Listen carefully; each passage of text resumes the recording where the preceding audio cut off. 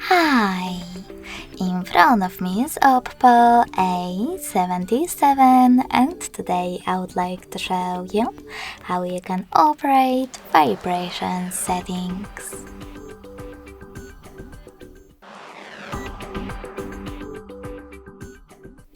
First of all, open Settings and scroll down just a bit to access Sound and Vibration.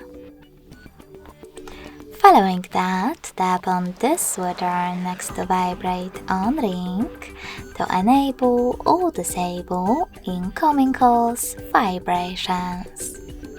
You can also click on this one next to Vibrate on Silent to enable or disable vibrations while your device is muted.